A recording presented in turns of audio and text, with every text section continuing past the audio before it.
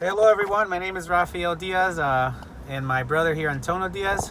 What's up? What's up? It's a great Monday. We're pretty pumped about the week.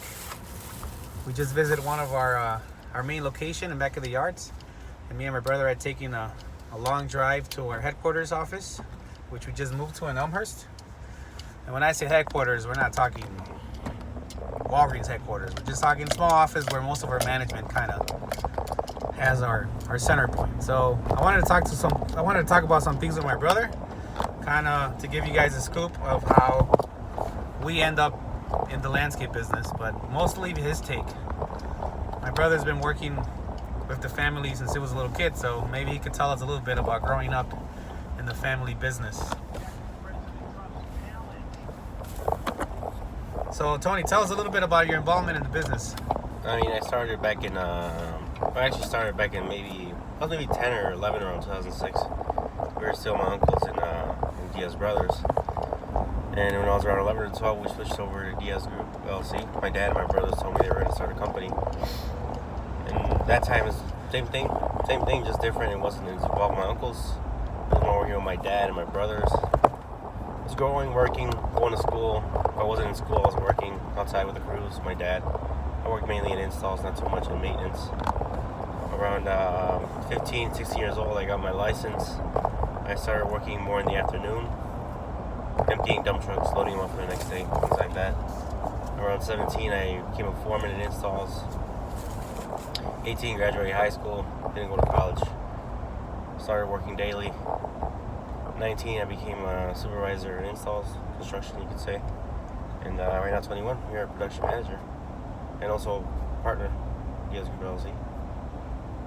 So long story short, when we built the company, my dad had an agreement with me and my brother Ruben, which was that we were going to be both 25% owners and that he was going to be 50% owner. That's how we started off the partnership.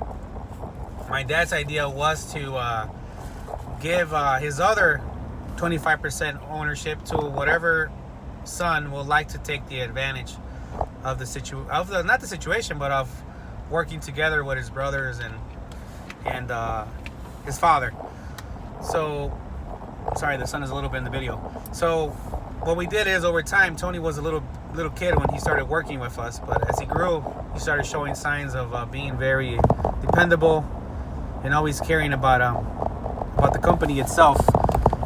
So we decided to make him partner this year, and I think it was a great move for all of us.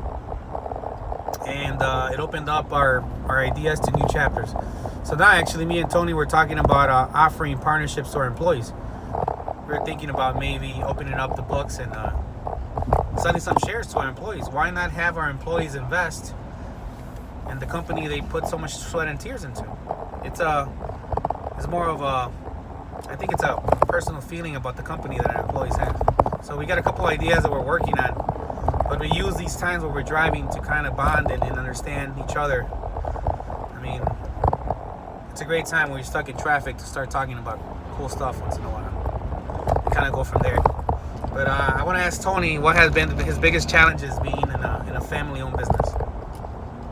Well, the biggest challenge for me is probably being, I've always been the younger brother. You kind of, once you start working with your brothers and your family, you get a lot more to work.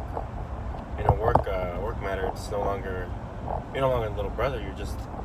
You're part of the company. And you kind of have to take that mindset out of that little brother mindset. I would say. So yeah, me and piggybacking on what Tony's saying. So we've always decided that we are family, but when it comes to work, we all take a position in that we're qualified for. So if I am the general manager of sales, I am the general manager of sales. I'm not the owner. I'm playing the position of general manager of sales. If I have a concern or something, then I discuss it amongst the other owners and we execute on that. So nobody really goes off on an owner tantrum because we don't see it that way. We see it as structured. So that's one of the good success for us, that we could probably remove that sense of entitlement because we're owners, and it's more of a position. So I got to be the president. I got the honor of being the president of the company, which it's an honor, but it's a great responsibility, which I take very seriously. It also adds a lot of different situations for me, but I'm working through them. But I see myself as the president of the company, not the owner of the company. And I feel responsibility on the people for that. They're not responsible for me being owner, but they are responsible for me being president because they voted me to be president. So that's good. That means something I'm doing is right. So I want to train my brother to be the CEO of the company when the company is way bigger.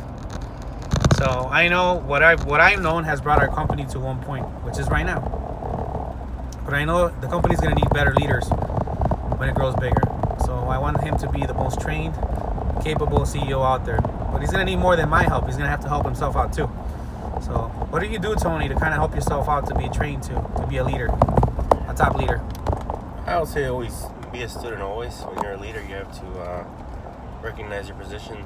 You're the person with the most responsibility in your department when you're managing something. So you're always kind of be a student. Always be humble. Always have humility. Learn from the people around you. I would say. Do you do any reading? Any Yeah. You do reading? Any books that you want to recommend? More audiobooks. I read more audiobooks. I have one really good, The Art of War by Sun Tzu. That one helped me out a lot. A lot of TED Talks. So your favorite book was The Art of War. Yeah. Why did you like that book? What did it give for you? It gives you it gives you an idea of a strategy, not only not just the art of war, right? But how to be a leader, how to properly be in a leadership role, how to really use the people around you for what they really are, for their strengths and not their weaknesses. So some people, I think, I agree with Tony. The Art of War is one of my favorite books too, but I think you have to see The Art of War as more of a guidebook that you can use as you go. And yes, leadership is all about strategy at the end of the day. It's about influencing people, but you have to have a strategy how to influence people.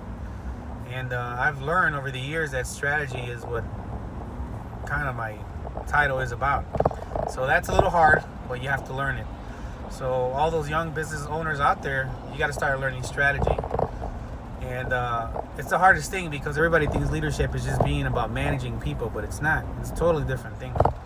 I've managed people all my life and I love it, but leadership is a different perspective of things. So as our company grows, I'm learning to be more open and understanding from other people. So a lot of things that I'm working on right now, I want to talk a little bit about the things I'm working on. I'm trying to figure out how to take the company to the next level, which I've been working on for a while, but I've done different things. So we're getting very creative on different things we do. So learning how to be more bankable, learning how to raise capital, learning different ways that we can raise capital, learning different ways that we can be more profitable. So it's a lot of working in the company most of the days. So it's pretty fun. It's pretty fun what we do. It's just a different take on things. But overall, we're landscapers at the end of the day, but we're business people, and that's what I like to think of as a business person. So learning more about business. What are the one tip you could give people about business, Tony? Do you think somebody out there could one thing take? For business, I would say everybody around you, once you own a business, everybody around you is going to give you an opinion. Not just people with other companies, but just people in general around you, they're going to give you opinions. And be careful not to take those opinions as facts, I would say. As take them for what they are, an opinion. Use it as a suggestion. Not as something you have to do. Because nobody knows your company better than you. Not all companies are the same. Thank you, Tony. I think that's great advice. And I think we as a company, and I myself have fallen victim to taking too much advice from people, but them not knowing the whole story of the situation. So I agree with Tony, and that's actually part of our learning process. So we built our company on a lot of learning lessons, and I want to talk more about it probably in our next video, but right now it's just want to give you an intro of my brother. He is my younger brother, but I don't see him as a younger brother. I see him as a business partner, a very capable business partner, and also a very powerful leader. So even though he's young, he's 21 only, and I'm 37.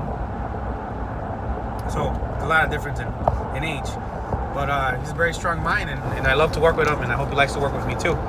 So just to give you guys an idea, our company is composed of a lot of different minds, and I want to introduce you little by little to different people in our company. So once again, guys, have a great week, and I'm gonna check out. Talk to you guys soon. Later.